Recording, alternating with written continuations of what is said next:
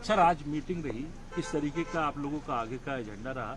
देखिए, ये मोदी अडानी का जो महा घोटाला है, लाखों करोड़ का घोटाला है, इसके बारे में चर्चा हुई।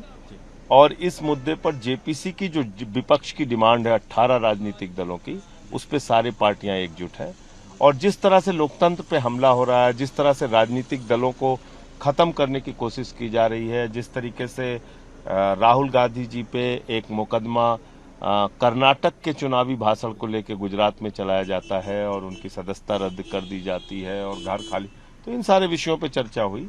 मनीष सिसोदिया का इशू हो या दूसरी पार्टियों के नेताओं का इशू हो, उसके बारे में भी चर्चा हुई कि किस तरह से आज विपक्ष के नेताओं को टारगेट करके उनको जेल में डाला जा रहा है और उनकी राजनीतिक पार्टियों को खत्म करने की मंशा है।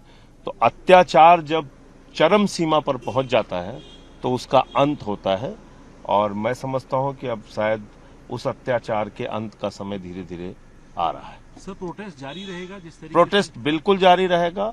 जब तक जेपीसी नहीं बनती, संपूर्ण विपक्ष एक साथ मिलकर आवाज उठाता रहेगा, संसद में भी और सड़क पर भी। सर, राहुल गांधी घर खाली करने का जो नोटिस, मैं कहता रहा हूं, अत्याचार जब चरम पर पड़ जाता है तो अंत होता है। सर, आज मीटिंग रही, किस तरीके का आप लोगों का आगे का एजेंडा रहा? देखिए, ये मोदी अडानी का जो महा घोटाला है, लाखों करोड़ का घोटाला है, इसके बारे में चर्चा हुई। और इस मुद्दे पर जेपीसी की जो विपक्ष की डिमांड है 18 राजनीतिक दलों की, उस पे सारी पार्टियां एकजुट हैं। और जिस तरह से लोकतंत्र पे हमला हो रहा है, जिस तरह से राजनीतिक दलों को खत्म करने की कोशिश की जा रही है, जिस तरीके से राहुल गांधी जी पे एक मुकदमा कर्नाटक के चुनावी भाषण को लेकर गुजरात में चलाया जाता है और उनकी सदस्यता रद्द कर दी जाती है और घर खाली, तो इन सारे विषयों पर चर्चा हुई।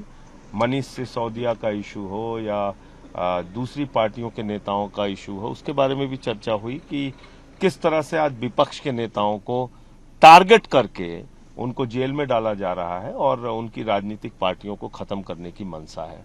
तो अत्याचार जब चरम सीमा पर पहुंच जाता है तो उसका अंत होता है, और मैं समझता हूं कि अब शायद उस अत्याचार के अंत का समय धीरे धीरे आ रहा है। सर, प्रोटेस्ट जारी रहेगा? जिस तरीके प्रोटेस्ट बिल्कुल जारी रहेगा।